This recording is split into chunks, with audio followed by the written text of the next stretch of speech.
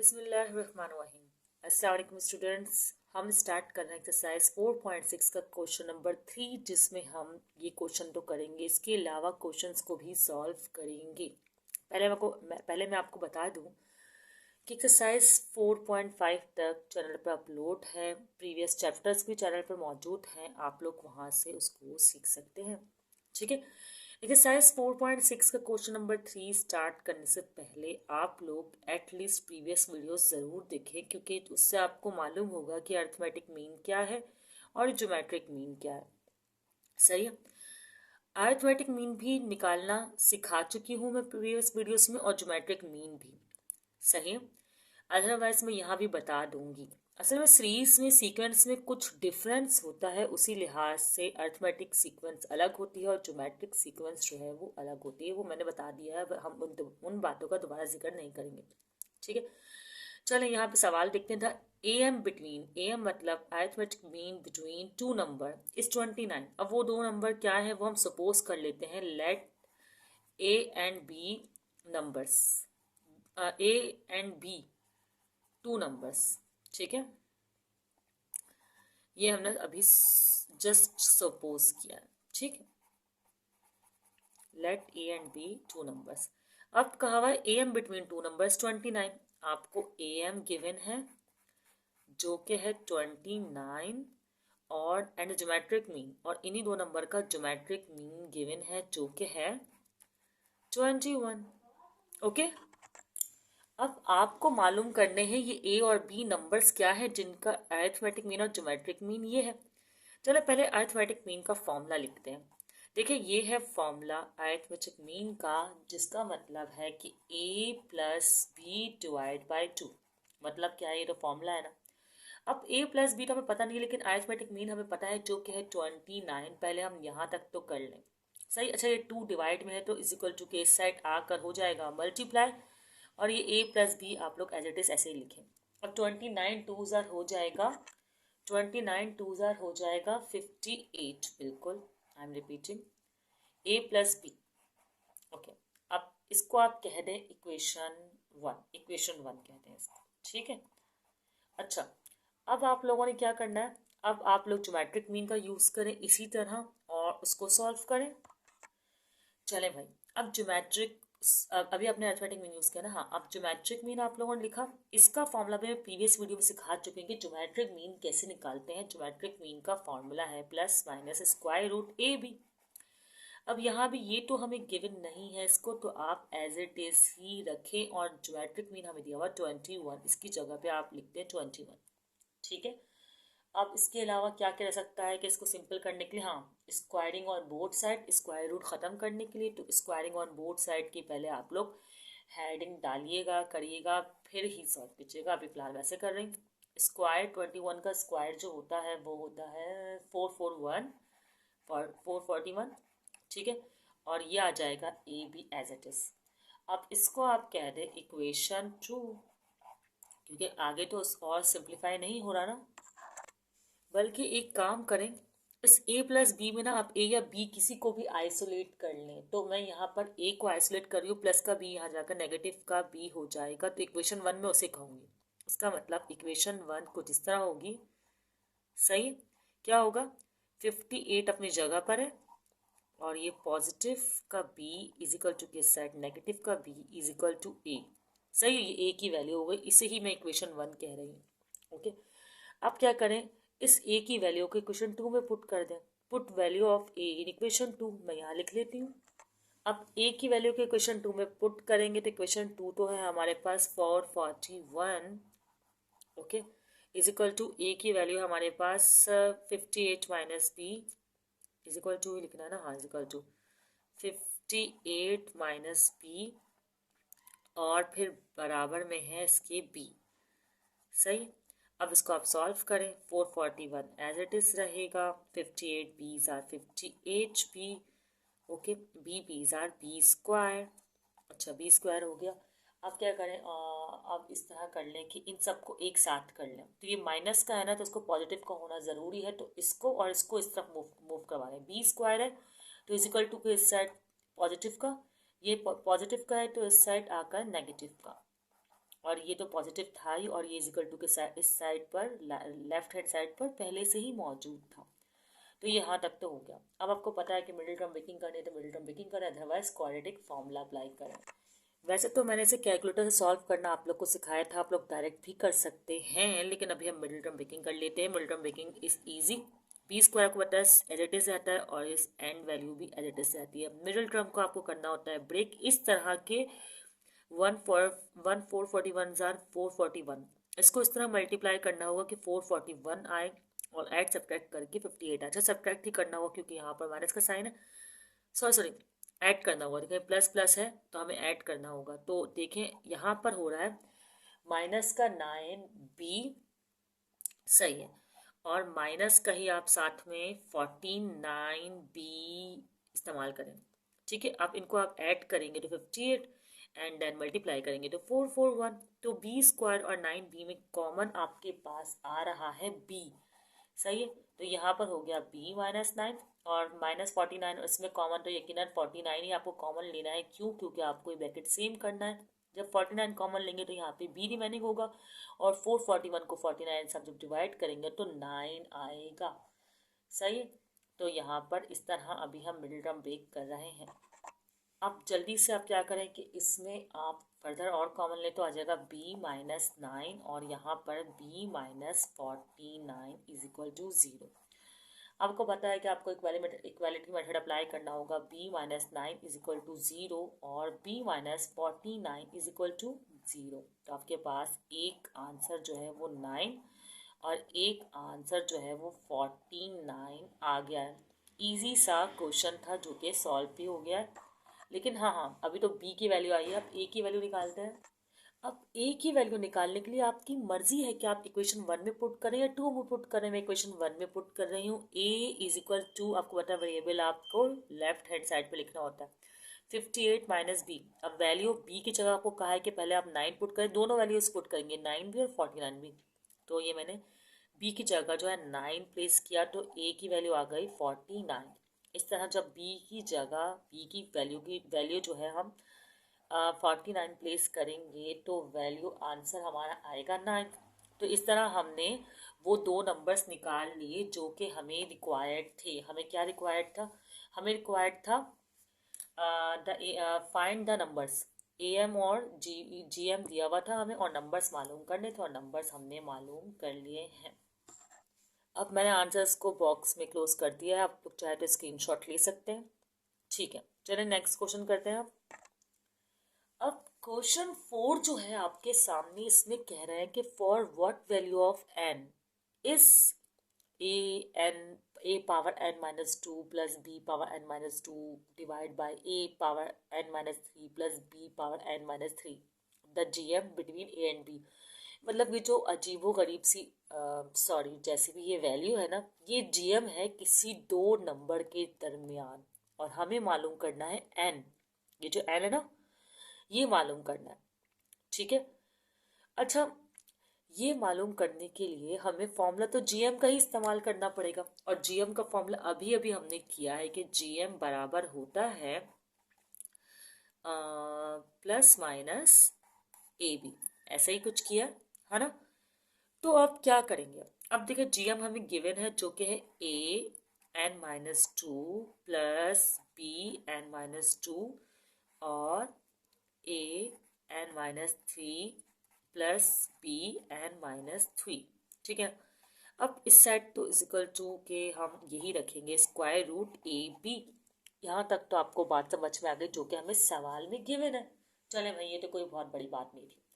अब स्टार्ट करें, इसको भी पावर में कन्वर्ट करें। देखें इसको पावर, बल्कि इसको पावर में कन्वर्ट नहीं करें, एक काम करते हैं, बल्कि नहीं पावर में कन्वर्ट करते हैं, उससे ज़्यादा लेंथी हो रहा है। देखिए एक मेथड तो ये था कि आप लोग स्क्वायरिंग ऑन बोथ साइड करते, ठीक है, और इस पर भी फॉर्मूला खोलते A square minus 2a plus B square का, इस पर भी खोलते। ठीक है, लेकिन हम इस तरह नहीं कर रहे। हम क्या करने वाले हैं, ये तो हम एज इट इज करने वाले हैं अभी फिलहाल कॉपी, क्योंकि इस पर अभी कोई भी वर्किंग नहीं हो रही है, कोई सिंप्लीफिकेशन नहीं हो पा रही। एक मिनट, n माइनस 2 है, क्यों लिखा मैंने 3? अच्छा okay, n minus 3 plus B N minus 3। अच्छा जल्दी से कर लेते हैं। ये इजिकल टू यहाँ सही नहीं लग रहा, ठीक है चले कोई बात नहीं। अच्छा ये ए भी है, ये यकीनन 1/2 के बराबर है ना, स्क्वायर रूट की वैल्यू होती है ना। अच्छा एक और बात, ये फिर एज इट इज ऐसे ही कॉपी हो जाना है। इसको मैं कर लेती हूँ। ठीक है, मैंने क्वेश्चन कॉपी कर लिया। अब ये जो 1/2 पावर है ना, ये दोनों के साथ है, तो आप दोनों के साथ दिखा दें इस तरह। बात तो एक ही है। ठीक है, उसके बाद अब ये स्टेप करें, ये डिवाइड में है ना, तो इजिकल टू इस साइड आकर हो जाएगा मल्टीप्लाई में। जल्दी से लिख लेती हूँ मैं, a(n-2 प्लस b(n-2). ठीक है, ये जल्दी के लिखने के चक्कर में ख़राब हो गया। खैर एन, उफ उफ उफ उफ, एक मिनट, ये लाइन यहाँ पर नहीं है। ठीक है ना, ये यहाँ पर जा चुका है मल्टीप्लाई होने के लिए। तो आप क्या करें, a 1/2 ऐसे ही रहेगा, b 1/2 ऐसे ही रहेगा, और ये यहाँ डिवाइड में है तो यहाँ आकर हो जाएगा मल्टीप्लाई, मतलब a(n-3) और b पावर n-3। ठीक है, अब यहाँ पे न्यू स्टेप स्टार्ट हो रहा है, a(n-2) दोबारा कॉपी हो जाएगा प्लस b(n-2) पावर दोबारा, और फिर अब आगे क्या करेंगे आप लोग, इनको करेंगे मल्टीप्लाई। ए हाफ जब इससे मल्टीप्लाई होगा तो पावर होगी ऐड, तो आप 1/2 plus n-3 as it is ऐसे रहने दें। ठीक है, और ए हाफ जब बी से मल्टीप्लाई होगा, क्योंकि दोनों से मल्टीप्लाई करना होता है, तो बल्कि सॉरी सॉरी, ये दोनों इससे मल्टीप्लाई हो रहे हैं, तो एक पर तो पावर ऐड हो जाएगी, लेकिन बी ऐसे ही जो है वो पावर हाफ आ जाएगा। ठीक है, अब बी हाफ को मल्टीप्लाई करेंगे तो बी हाफ की पावर पर डिफरेंस आएगा, और ए हाफ ऐसे ही रहेगा, तो पहले मैं ए हाफ लिख लेती हूँ, मतलब 1/2, और बी 1/2 प्लस एन, और ये -3 एज इट इज कॉपी कर लिया है मैंने। अब आप क्या करें, देखें पहले ए की बात करते हैं इसकी। आप एन को एज इट इज रहने दें, 1/2 और -3 देखें, इस तरह होगा, ये 1/2 -3, ये जाकर यहाँ मल्टीप्लाई, तो 2 3 हो जाएगा 6, तो होगा 1 - 6, और ये इस तरह 2 एलसीएम किया है हमने ये ना, तो 1 में से 6 का है तो -5/2, सही है ना।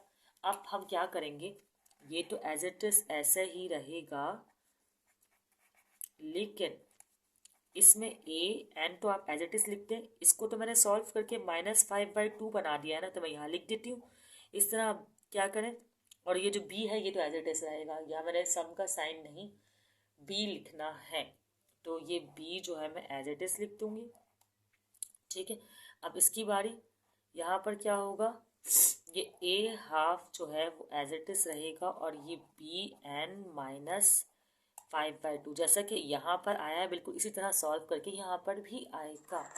अब ए वाली वैल्यूज़ को आप एक तरफ कर लें। अच्छा, ए वाली वैल्यूज़ का मतलब ये जैसे n-2 n-5/2 इन वाली वैल्यूज़ को, और इस तरह बी पे जो पावर वाली वैल्यूज़ है उनको एक तरफ कर दें। जैसे कैसे, देखें a(n-2) जो यहाँ पहले से था वो तो रहेगा, अब यहाँ पर जो पॉजिटिव का है इजिकल टू के इस साइड आकर हो जाएगा नेगेटिव का, सही है, और साथ में ये बी हाफ भी, क्योंकि ये तो मल्टीप्लाई में है ना। अब यहाँ पर ये ए हाफ मतलब 1/2 bn-5/2 एज इट इज रहेगा, ये पॉजिटिव का इजिकल टू के इस साइड आकर हो जाएगा नेगेटिव का, तो ये हम इस तरह लिख सकते हैं।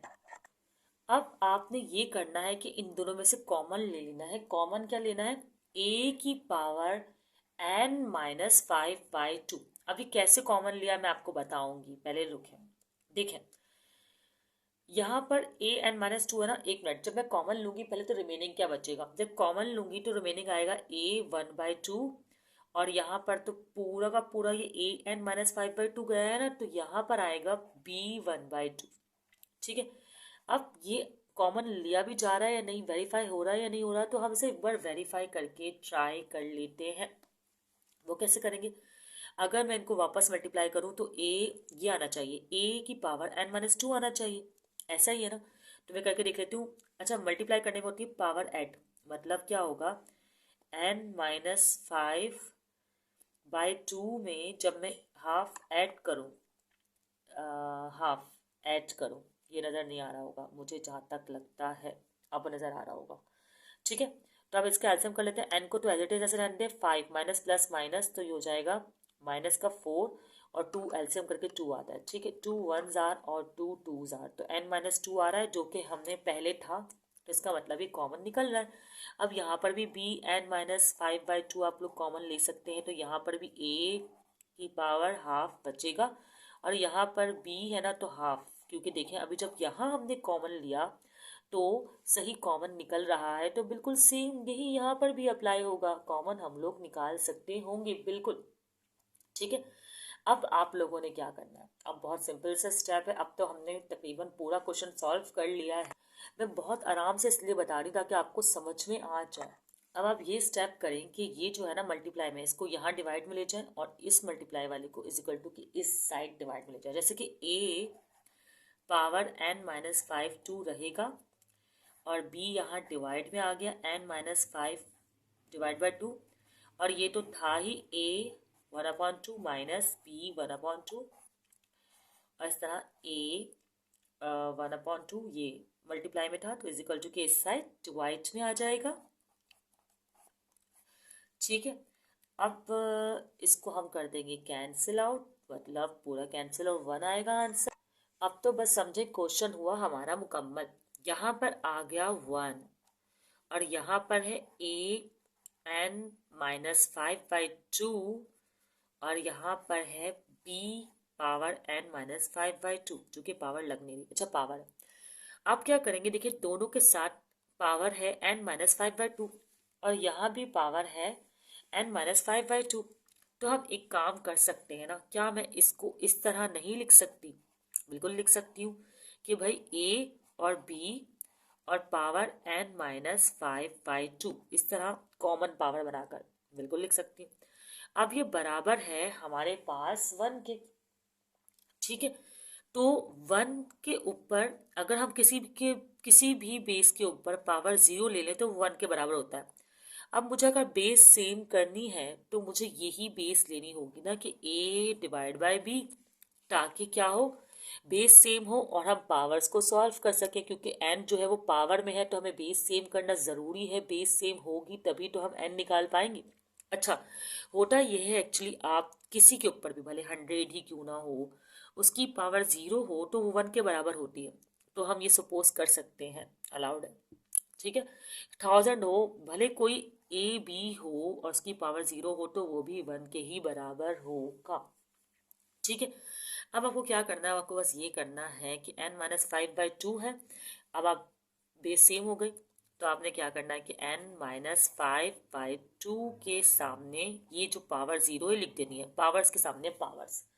ओके, और ये माइनस का 5/2 इज इक्वल टू के इस साइड आकर हो जाएगा पॉजिटिव का 5/2। तो यही आंसर आया है आपका और क्वेश्चन हो गया सॉल्व।